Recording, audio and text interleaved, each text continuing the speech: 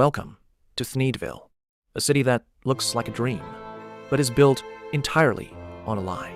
In this town, everything is manufactured. The grass, made of green plastic.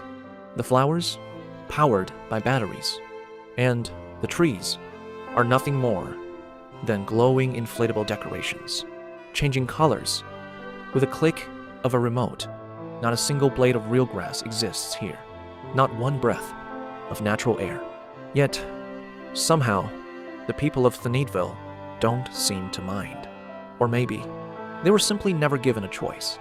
Because in this world, even the air you breathe is not free. It is owned, bottled, and sold by one man, Aloysius O'Hare, a tiny man with a giant ego. He became a billionaire by selling fresh air to a city drowning in smog and wasteland.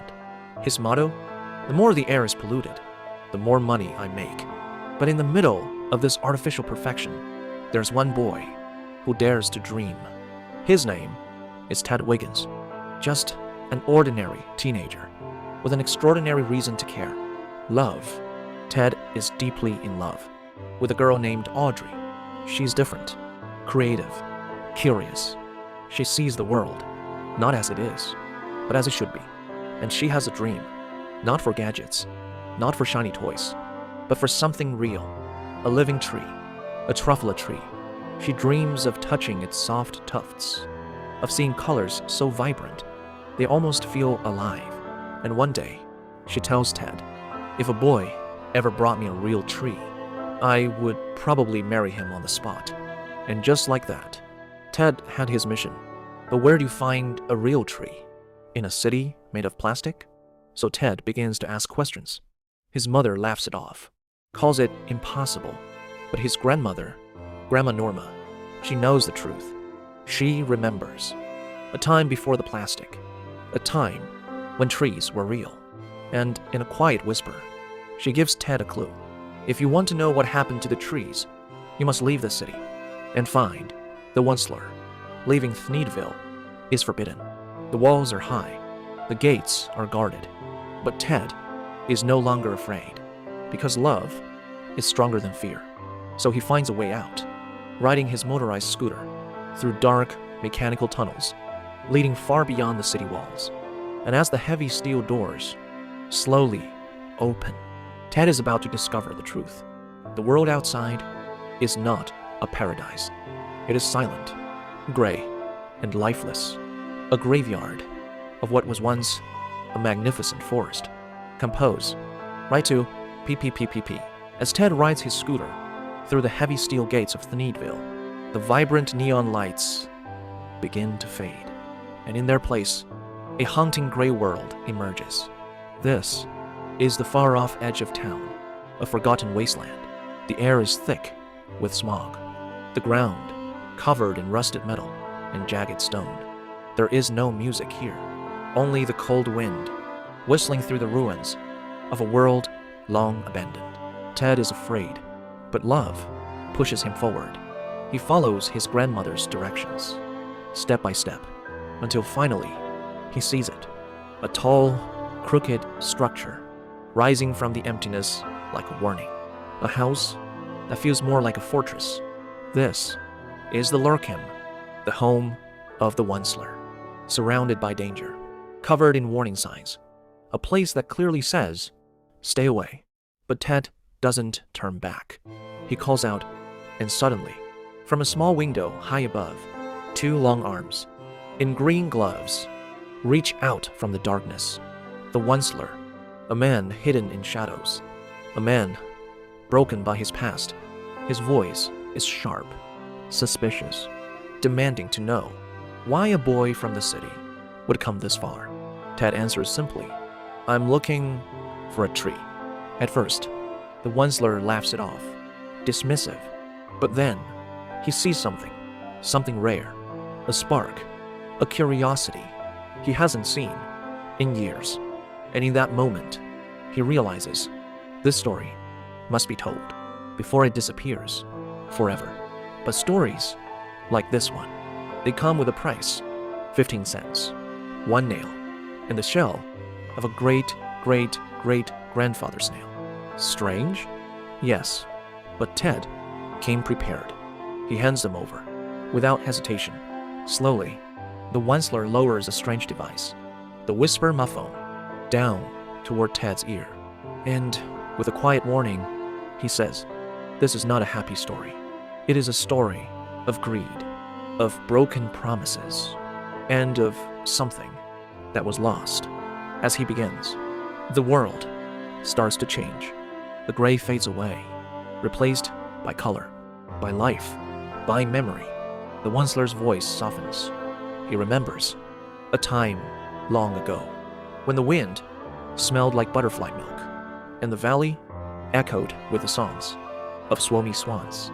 We see him, younger, full of hope, full of dreams, arriving for the very first time on a simple cart pulled by a donkey, searching for the perfect material to create his invention. The Thneed, and what he found was more than he ever imagined. A place of wonder, a place of beauty, a place unlike any other. The Truffula Forest. As the Onceler begins his story, the world bursts into color. Gone is the gray, and in its place, a paradise. The Truffula Valley, in its prime, breathtaking, alive, magical. The truffula trees sway gently in the breeze, their soft, multicolored tufts, like clouds made of silk. The air is pure, fresh, untouched. Life is everywhere. Barbaloots laugh and play beneath the trees.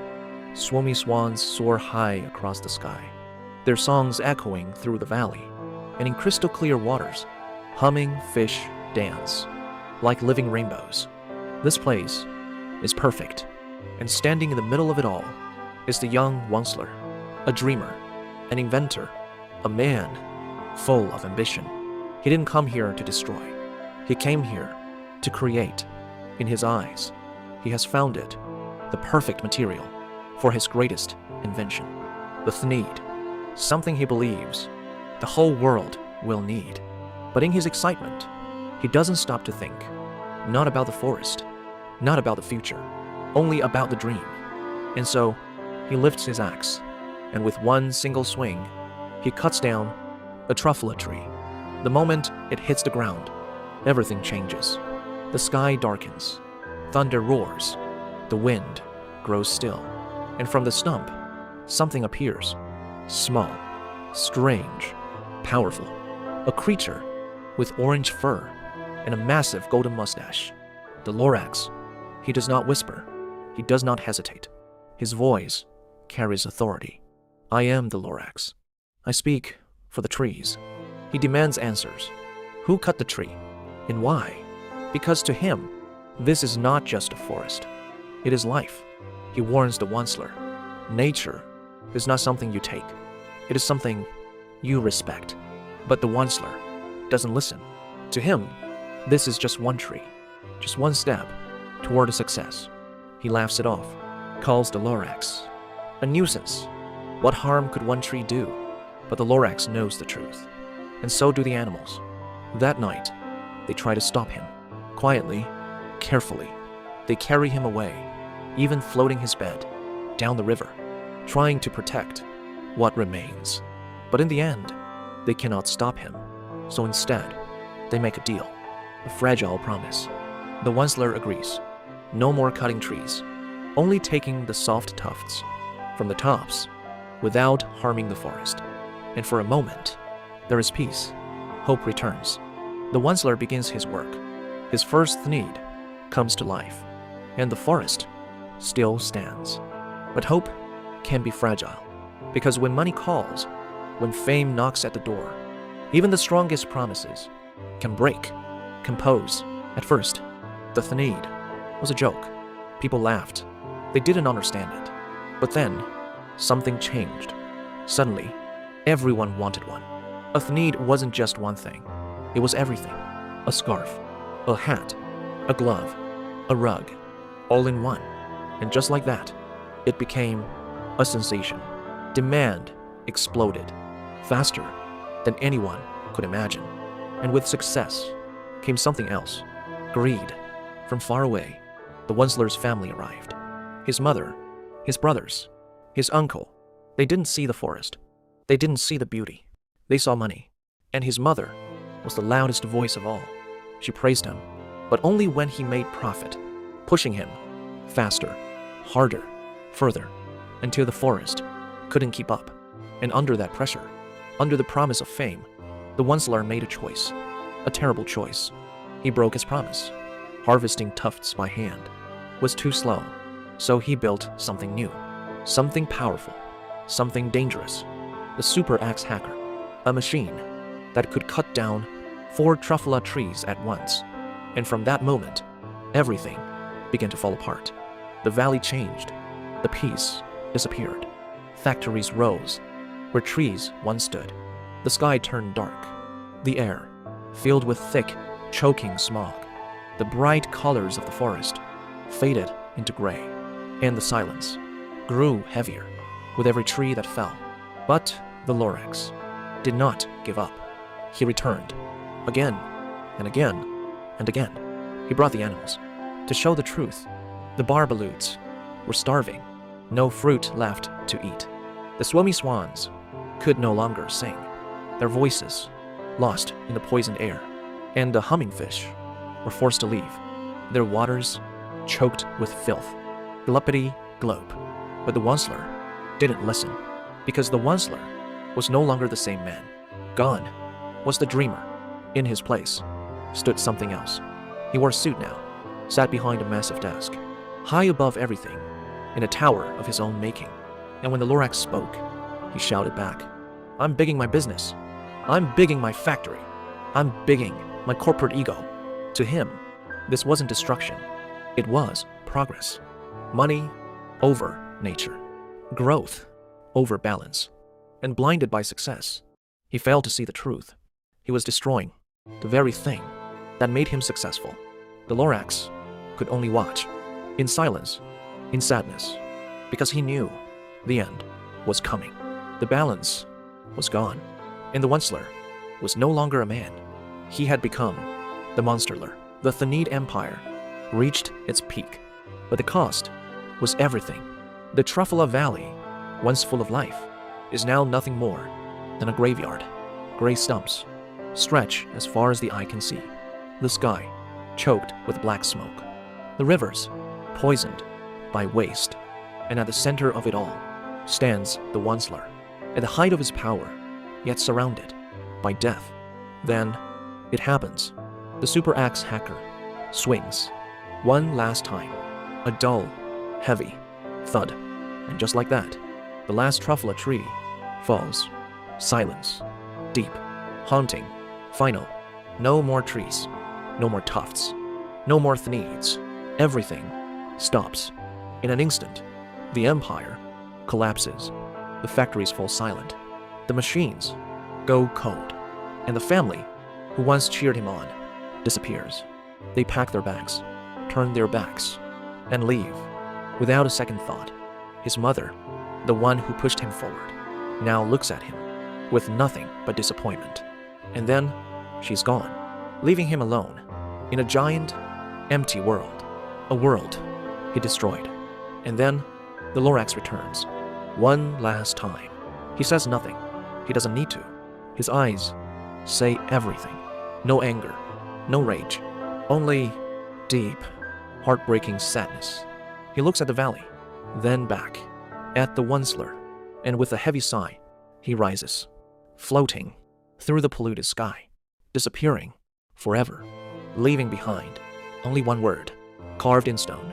Unless years pass, decades, the Wensler hides away, haunted by that one word, until finally he understands. And now we return to the present. The story ends, and the old Wensler looks down at Ted. "Unless," he says softly, "unless someone like you cares a whole awful lot, nothing is going to get better. It's not." And then, from the shadows, he brings out something precious, something fragile. The last truffula seed. He places it in Ted's hands. The final chance for everything. "Plant it," he says. "Give it clean water. Feed it fresh air. grow a forest, protect it from those who would destroy it. And maybe just Ted races back to Thneedville, clutching something small, yet priceless. The last truffle seed. To him, it's more valuable than any diamond. But he's not safe, because someone else knows. Aloysius O'Hare, the man who sells air. And to him, a real tree is a threat. Because if people can breathe for free, they won't need him anymore. So he gives the order, stop the boy, at any cost. And just like that, the chase begins. Through the streets of Thneedville, fast, wild, relentless.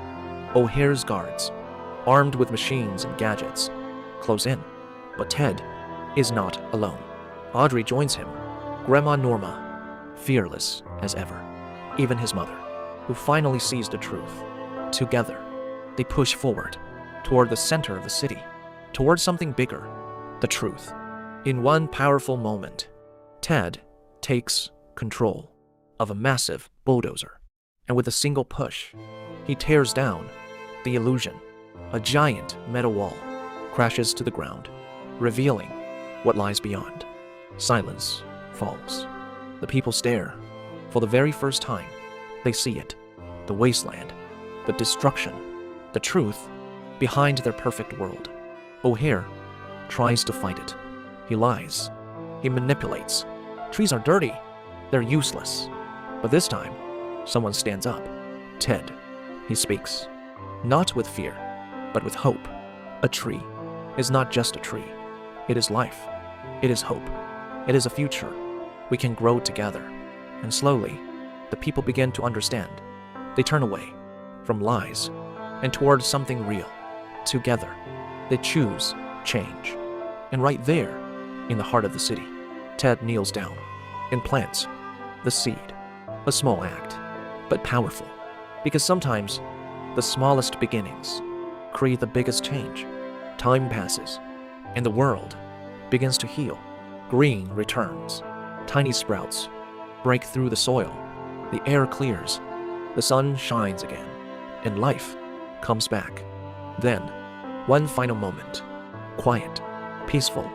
The onceler, now old, steps outside. For the first time in years, he opens his world again, caring for the trees he once destroyed. And then, a shadow appears. He looks up, and there, from the sky above, someone returns. The Lorax. No words are needed. Just a look. Warm, forgiving, a small hug. And in that moment, everything is understood. Because someone cared. A whole awful lot. And because of that, the forest lives again. The animals return. The sky fills with song. And the world, once broken, is finally at peace.